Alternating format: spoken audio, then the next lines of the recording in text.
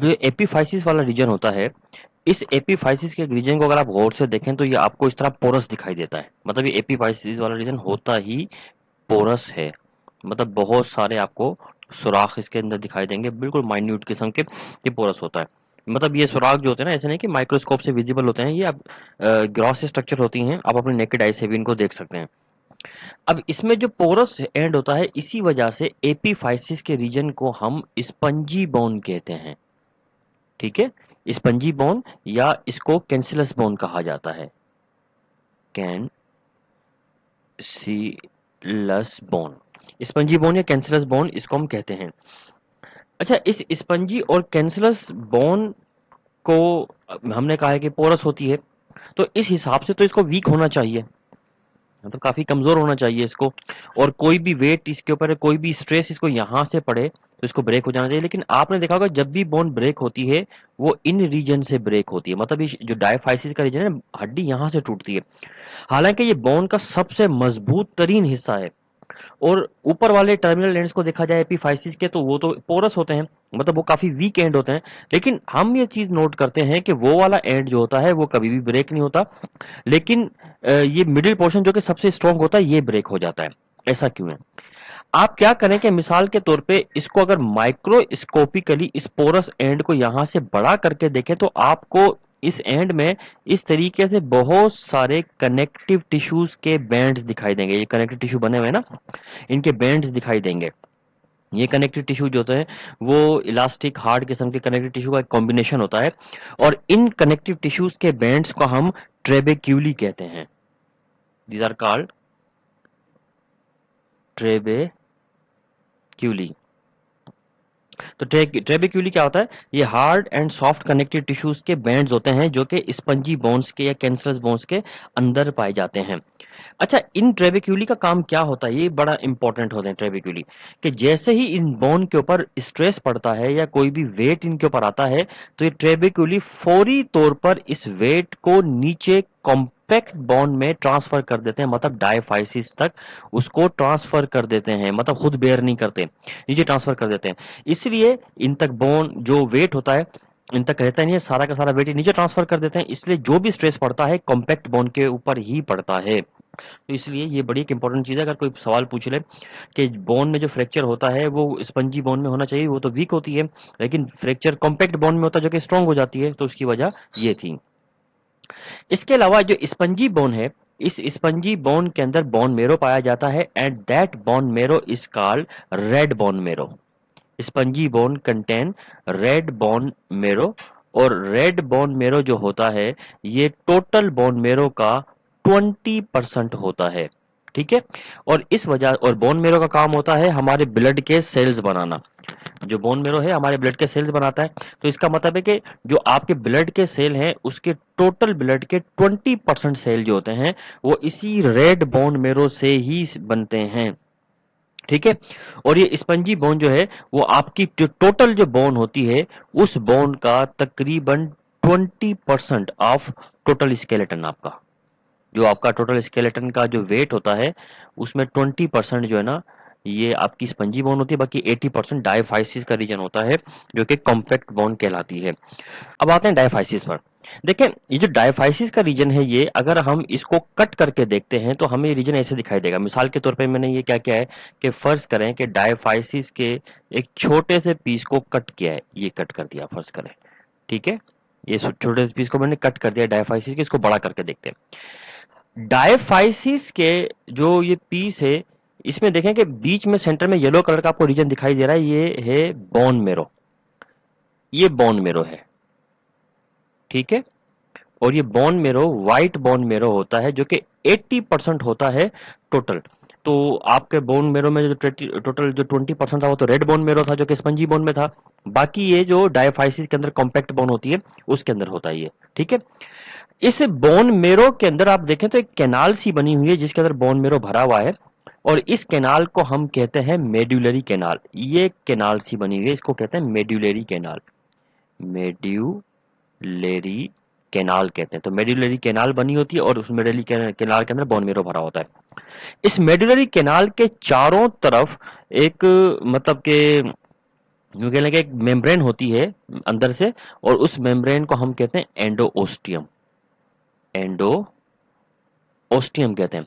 तो इस ये पूरी जो येलो कलर की रीजन दिखाई दे रहा है, ये कैनाल है, जो मेडुलरी कैनाल है। इसके अंदर एक मेम्ब्रेन लिपटी हुई, एक अंदर मेम्ब्रेन होती है, उसको हम एंडोस्टियम कहते हैं, और उसके बीच में फिर ये बोन मेरो भरा हुआ होता है।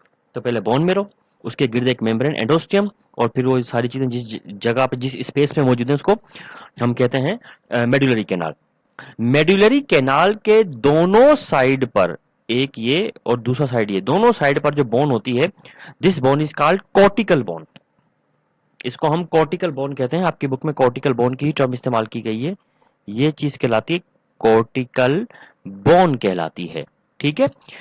जो कॉर्टिकल बोन है, ये आपकी बोन का सबसे मजबूत और कॉम्पैक्ट रीजन होता है। यानी सबसे ज्यादा जो आपकी बोन को स्ट्रेंथ जो चीज प्रोवाइड करती है, वो यही कॉर्टिकल बोन वाला ही रीजन होता है जो स्ट्रेंथ प्रोवाइड करता है। अच्छा, आप लोगों ने अपनी रेगुलर क्लासेस में एक चीज पढ़ी होगी, ऑस्टियोपोरोसिस। ऑस्टियोपोरोसिस में आपने पढ़ा था ना कि बोन्स के अंदर छोटे छोटे पोर्स या सुराख हो जाते हैं, तो वो बोन पोरस हो जाती है, जिसको ऑस्टियोपोरोसिस कहते हैं, इस कंडीशन को। तो अभी तो आपने पढ़ा कि स्पंजी बोन जो होती है वो तो ऑलरेडी पोरस होती है, तो क्या ये उसकी बात हो रही है? नहीं, असल में स्पंजी बोन तो होती ही पोरस है। तो अगर वो पोरस है तो this is something very normal, वो तो नॉर्मल सी एक चीज है। हाँ, ये कॉम्पैक्ट बोन, ये कॉर्टिकल बोन अगर पोरस होना शुरू कर दे, दिस इज कॉल्ड ऑस्टियोपोरोसिस। तो ऑस्टियोपोरोसिस की टर्म इसके लिए है, उसके लिए नहीं है। ठीक है। अच्छा, अब अगर मिसाल के तौर पे आप क्या करते हैं कि ये जो कॉम्पैक्ट कॉर्टिकल बोन होती है, इस कॉर्टिकल बोन को अल्ट्रा माइक्रोस्कोपिकली अगर आप ऑब्जर्व करते हैं, तो आप एक चीज नोट करेंगे, इसमें आपको छोटी छोटी सी बहुत सारी कैनाल्स दिखाई देंगी। ठीक है, छोटी छोटी कैनाल्स बनी हुई दिखाई देंगी। इन कैनाल्स को हम लोग ओस्टियोन कहते हैं। ठीक है, ओस्टियोन कहते हैं, और इन ओस्टियोन की कैनाल्स को आपके ओस्टियोक्लास्ट जो सेल होते हैं वो बनाते हैं।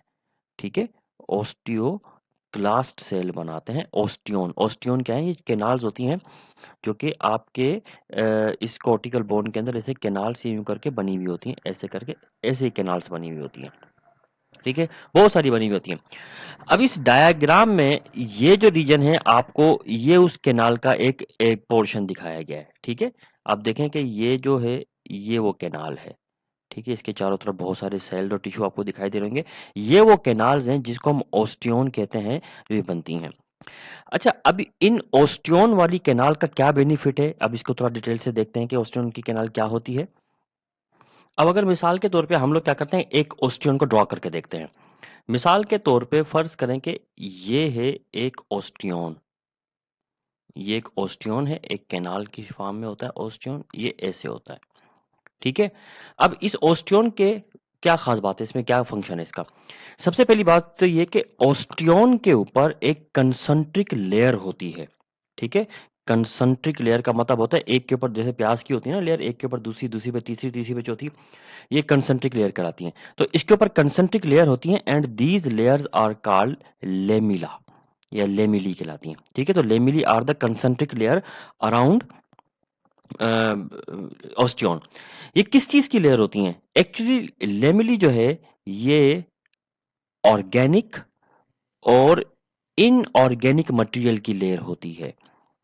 ठीक है, ऑर्गेनिक और इनऑर्गेनिक मटेरियल की लेयर होती है। मतलब इसमें यूं कह लें कि ओस्टियोन एक कैनाल है, इसके ऊपर लेयर जो बनी हुई होती हैं काफी सारी, एक दूसरे, वो लेयर ऑर्गेनिक और इनऑर्गेनिक मटेरियल से मिलकर बनी हुई होती हैं।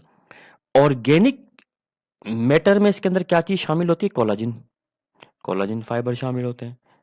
ठीक है, और इनऑर्गेनिक मटेरियल के अंदर क्या चीज होती है? हाइड्रोक्सी एपेटाइट, हाइड्रोक्सी एपेटाइट जो है ना, वो इसमें एपेटाइट, ये इसमें शामिल होता है। हाइड्रोक्सी एपेटाइट का मतलब क्या होगा कि हाइड्रोक्सी एपेटाइट मतलब जिसमें कैल्शियम प्लस फॉस्फेट, ये चीजें शामिल होती हैं जो कि इसको हार्ड बनाती हैं। तो ओस्टियोन के ऊपर जो है ना कंसंट्रिक लेयर ऑफ ऑर्गेनिक और इनऑर्गेनिक मटेरियल की लेयर्स होती हैं ओस्टियोन के ऊपर, जिसको हम लेमिनी कहते हैं। और फिर क्या होता है कि ओस्टियोन के अंदर की जानिब भी एक लेयर होती है। ठीक है? और ये जो लेयर अंदर की जानिब ऐसे बनी हुई होती है, दिस इज़ कॉल्ड, अंदर की जानिब होती है, कॉल्ड हैवर्सियन कैनाल। जैसे यहाँ पे बुक में डायग्राम में भी हैवर्सियन कैनाल की एग्जांपल दी गई है कि इसके अंदर की जानिब एक लेयर होगी, ऐसे अंदर की जानिब बनी हुई, इसको हैवर्सियन कैनाल कहते हैं। तो ओस्टियन एक कैनाल होती है, इस ओस्टियन की कैनाल के ऊपर लेमेली की लेयर्स होती हैं, कंसंट्रिक लेयर काफ़ी सारी, और अंदर इसके हैवर्सियन कैनाल होती हैं। और फिर होता क्या है, इनमें से फिर इस कैनाल में से आपकी ब्लड वेसल्स यहाँ से क्रॉस होके गुजरती हैं, ठीक है? अब ब्लड वेसल्स में आपकी आर्टरीज भी हैं, ये मैंने आर्टरी बनाई रेड कलर की, और ये वेन्स भी होती हैं। इन ब्लड वेसल्स के अलावा और क्या चीज़ है जो इसके अंदर से मतलब गुजर सकती है या गुजरती है, वो होती हैं आपकी नर्व्स। नर्व भी यहीं से ही गुजर के बोन मैरो तक, अंदर तक या बोन तक जाती हैं। तो ब्लड, ये हैवर्सियन कैनाल दरअसल एक रास्ता, एक पोर्टल प्रोवाइड करती है, जिसके ज़रिए से मुख्तलिफ किस्म की आपकी जो ब्लड वेसल्स हैं, जो अंदर तक इंटर हो जाती हैं, और इसके साथ-साथ आपके जो नर्व हैं, नर्व भी इसी ओस्टियन के ज़रिए से ही आपके बोन मैरो या अंदर तक चली जाती हैं वो।